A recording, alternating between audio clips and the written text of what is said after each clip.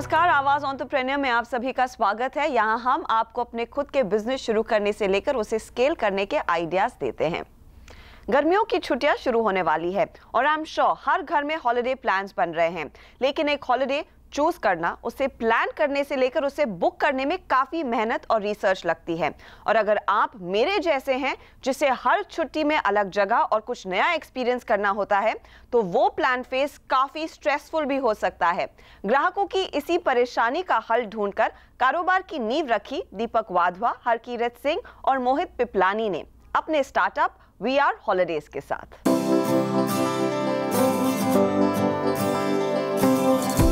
Holiday planning और booking की परेशानी से भागने के लिए कई ग्राहक टूर ऑपरेटर्स की मदद लेते हैं। बिना दिक्कत और किसी जिम्मेदारी के बगैर इसमें हॉलिडे प्लान तो होती है, लेकिन इसमें ग्राहकों को कई हिडन चार्जेस, बने बनाए हॉलिडे पैकेजेस की जबरदस्ती जैसे फ्लॉज से भी जूझना होता है। इन सभी दिक्कतों से दूर ग्राहकों को बेहतरीन हॉलिडे एक्सपीरियंस देने के इरादे से दीपक वाधवा ने अपने दो दोस्त हरकीरत सिंह और मोहित पिपलानी के साथ मिलकर शुरू की holiday planning portal we are holiday. Basically हमारा एक एम्फेसिस रहता है कि कस्टमर के लिए we become the one stop shop, जहां पे उसको basically entire planning booking process में मदद मिलता है with all the product categories starting from activities, sightseeing, transfers, hotels, destination transport.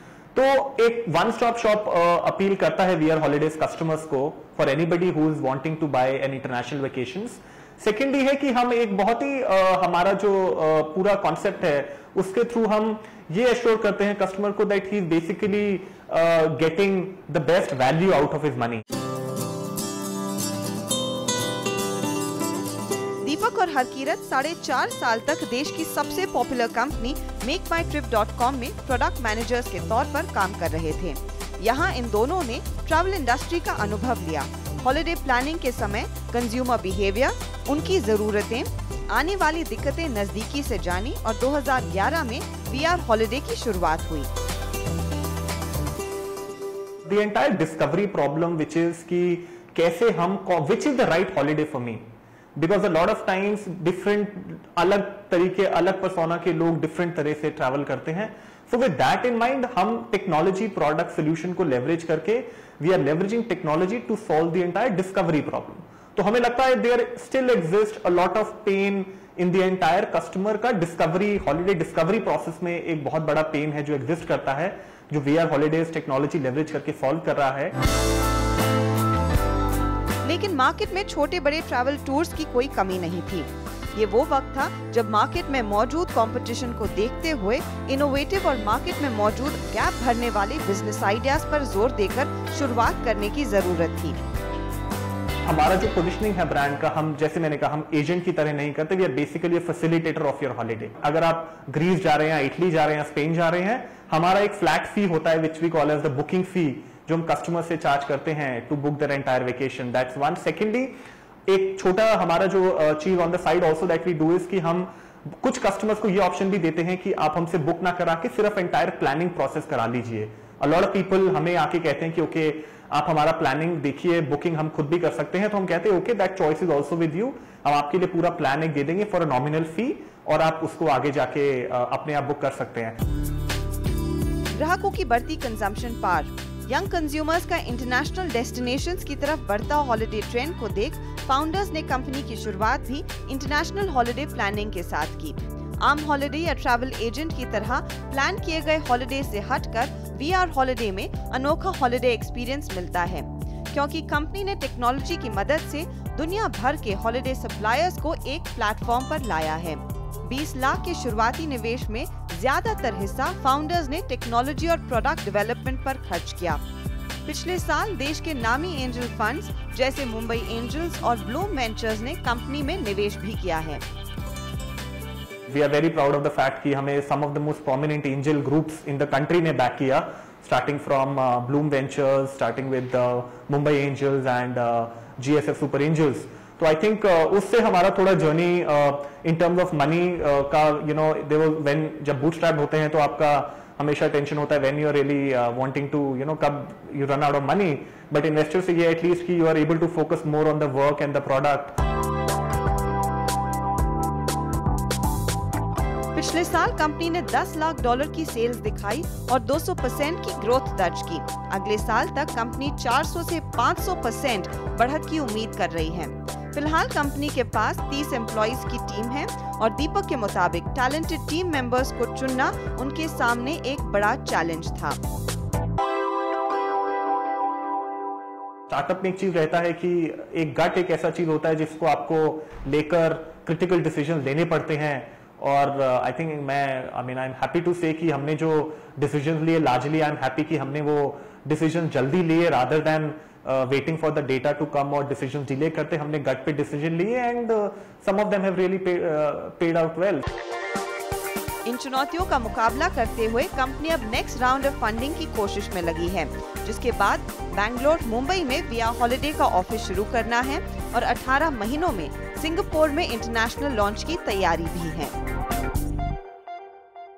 यहाँ लेंगे एक छोटा सा ब्रेक, लेकिन आगे हम बात करेंगे हैप्पीएस्ट माइंड्स के फाउंडर अशोक सूता से और जानेंगे वो कैसे देख रहे हैं भारत के बदलते एंटरप्रेन्योरल इकोसिस्टम को।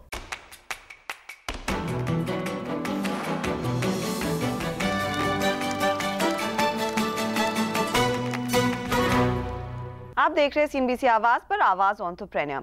अशोक सूता टेक्नोलॉजी कंपनी माइंडट्री के फाउंडिंग चेयरमैन थे। 2007 में इन्होंने बाकी फाउंडिंग मेंबर्स के साथ कंपनी को एक्सचेंजेस पर लिस्ट करवाया और कुछ सालों बाद 2011 में अशोक सूता ने अकेले कंपनी से एग्जिट लिया और अपना सेकंड वेंचर हैप्पीएस्ट माइंड शुरू किया। ये कहना सही है कि एंटरप्रेन्योरशिप अशोक सूता के रगों में दौड़ती है। ये एंटरप्रेन्योर पैशनेट है, सिर्फ अपने कारोबार के प्रति नहीं बल्कि पूरे इकोसिस्टम के बारे में। इसी पर मैंने बात की अशोक सूता से। मिस्टर सूता, आपको इस समय भारत में इकोसिस्टम कैसे लगता है? क्योंकि कई लोग कहते हैं कि India is the place to start up. आप अग्री करेंगे? देखिए, ये आप बहुत ही अच्छी चीज़ कह रहे हैं, क्योंकि मेरे ख्याल में जितना अभी एक्टिविटी हम लोग देख रहे हैं एंटरप्रेन्योरशिप में बहुत ही इनकरेजिंग है। बेंगलोर में खास करके मैंने एक दो डिफरेंट स्टडीज़ देखी हैं कि बेंगलोर ना टॉप 5 और top 8 hotspot for entrepreneurship in the world. तो बहुत ही तरक्की है। और देशों में सिर्फ अगर एक ही जगह में काम हो रहा है, क्योंकि एक दो शहर होंगे जिनमें ऐसी एक्टिविटी है, यहाँ पे ये नहीं है कि सिर्फ बेंगलोर की स्टोरी है। गुड़गांव में भी है, पूना, हैदराबाद, चेन्नई, सब में मेरे ख्याल में काफ़ी एंटरप्रेन्योरल एक्टिविटी अब बढ़ गई हैं।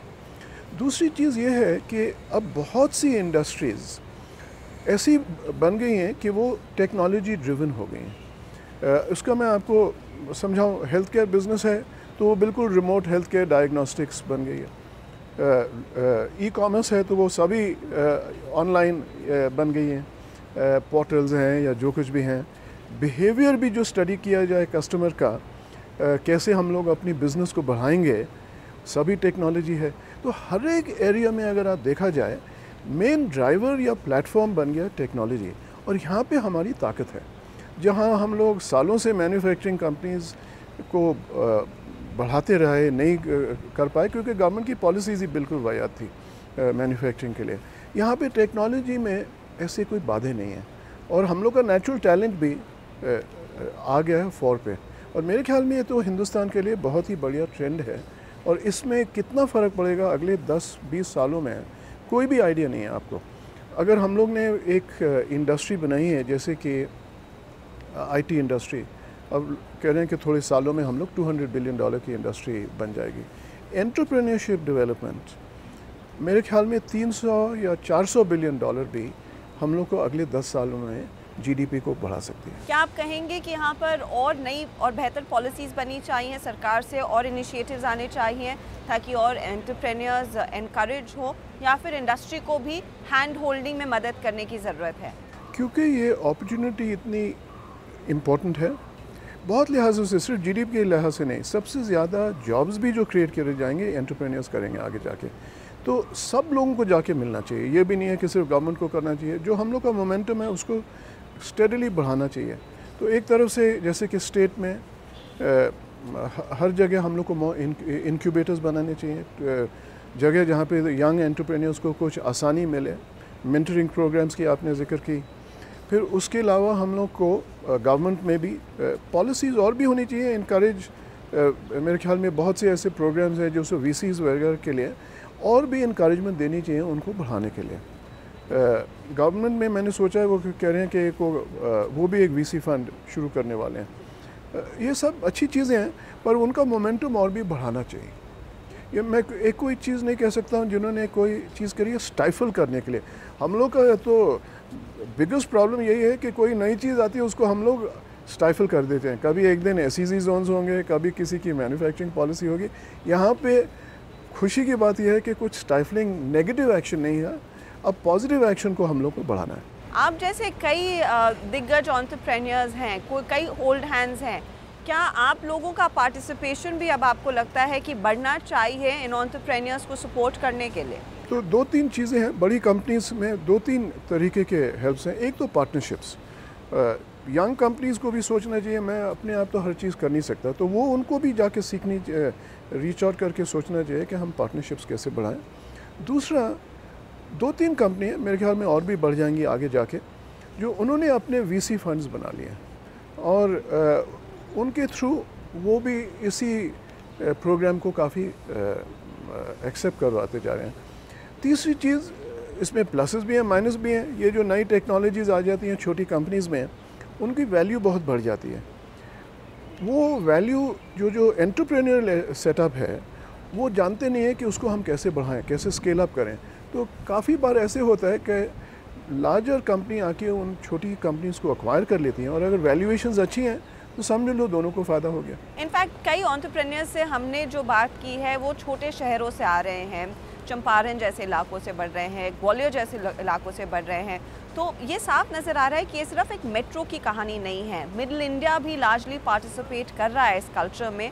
और वो क्या आपके मद्देनज़र एक बहुत बड़ी भूमिका निभाएगा इंडिया को एक वर्ल्ड मैप पर स्टार्टअप हब के तौर पर डेवलप करने के लिए? बहुत ही, यही तो सबसे बढ़िया चीज़ है हिंदुस्तान के लिए अगर आप देखा जाए, क्योंकि ये हम लोग के, मैंने पहले भी कहा, ये सिर्फ बेंगलोर की बात नहीं है और आपने बिल्कुल ठीक भाई, ये सिर्फ मेट्रोज़ की भी बात नहीं है, ये हर एक जगह में बढ़ रही है। और टेक्नोलॉजी की बहुत बढ़िया चीज़ है कि कोई एक इंडिविजुअली कहीं बैठ के कहीं रिमोट कॉर्नर में एक बढ़िया सी एप्लीकेशन बना के ऐसे बना सकता है कि वो सारी दुनिया में फैल जाए। और ये इसमें कोई डाउट नहीं है कि सारी देश में फैलती जा रही है। पहले हम मेंटरिंग की चर्चा कर रहे थे, क्या आप भी खुद एंटरप्रेन्योर्स को, स्टार्टअप्स को मेंटर करते हैं? Are you open to investing in companies at this point in time? तो दो चीज़ें ये हैं कि एक तो जो इंडिविजुअल मेंटरिंग है मुझको करीब साल में 20-30 यंग एंटरप्रेन्योर्स, पोटेंशियल एंटरप्रेन्योर्स आके मिलते हैं और फिर मैं फिर मैं सीधे कहता हूँ कि पहले आप सोच लो क्या क्या पूछना है, आपका प्लान भेजो मुझे, फिर क्या क्या सवाल आपको पूछने हैं, क्या चीज़ें आपको प्रॉब्लम करें, ये पहले सोच के आओ और फिर मैं उनके साथ में 2-3-4 घंटे लगा लेता हूँ, फॉलो अप डिस्कशंस कर लेता हूँ। तो ऐसे मेरे ख्याल में 15 सच कनेक्शन रहते होंगे मेरे साल के अंदर, इतना ही बैंडविड्थ होता है। और फिर जहाँ और कोई मौका है जैसे कि इन्वेस्टमेंट का, क्योंकि मैंने अभी अपनी नई कंपनी स्टार्ट की है, उसमें मैंने भी अपना पैसा डाला है VCs के साथ में। और दूसरी चीज़ ये, मैंने एक अभी जहाँ हम लोग बैठे हैं ना, ये जो एक आपको छज्जा दिख रहा है उसके ऊपर एक बहुत नाइस अच्छा सा ऑफिस है और वो एक NGO मैंने शुरू करी है, उसका नाम है आशीर्वादम। और वहाँ पे भी काफ़ी फंड, मैं कोई एडवर्टाइजिंग या पब्लिसिटी तो नहीं करना चाह रहा हूँ, और बाकी जो मेरा डिस्क्रिशनरी इन्वेस्टमेंट था इसके थ्रू मैं 2 एरियाज़ में, एनवायरनमेंट और हेल्पिंग द नीडी में हम लोग फंड कर रहे हैं। तो उसके लिए वो प्रोफेशनली रन कर रहा है, मैनेजिंग ट्रस्टी है, CEO है, पर मेरा रोल तो ये है कि उसको स्टार्ट करना, उसके पॉलिसी डायरेक्शंस वगैरह देखना। इन द फ्यूचर क्या हैप्पीएस्ट माइंड्स अर्ली स्टेज कंपनियों के साथ काम करने में उत्सुक रहेगा या फिर उनमें निवेश करने के लिए तैयार रहेगा?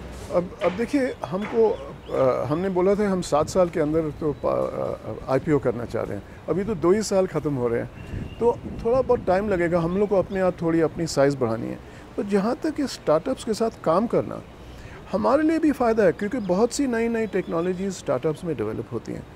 तो अगर किसी ने एक बहुत बढ़िया प्लेटफॉर्म बना लिया, उस प्लेटफॉर्म को हम लोग लेके मार्केट में ले जा सकते हैं, और ऐसी हमारी काफ़ी रिलेशनशिप्स हैं। थैंक यू मिस्टर सूता हमारे लिए समय निकालने के लिए, and we wish you all the best, and specially Happiest Minds का जो प्लान है कि वो जल्द ही लिस्ट हो, उम्मीद करते हैं वो पूरा होगा ताकि निवेशकों को भी मौका मिले इस कंपनी से जुड़ने का।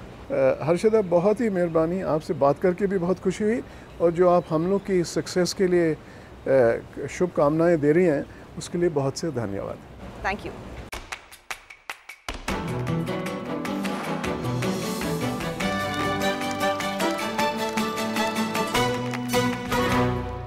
आप देख रहे हैं आवाज एंटरप्रेन्योर CNBC आवाज पर। बिजनेस चलाना कोई बच्चों का खेल नहीं होता, क्योंकि एंटरप्रेन्योर को बिजनेस करते वक्त हर छोटी मोटी बात का ख्याल रखते हुए बड़े फैसले भी लेने होते हैं, और इसी में सबसे अहम आती है आपकी टाइम मैनेजमेंट स्किल्स।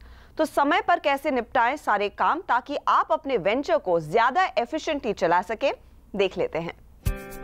एंटरप्रेन्योर के लिए काम का सही नियोजन करना बेहद जरूरी होता है, क्योंकि प्लानिंग काम को आसान बनाती है।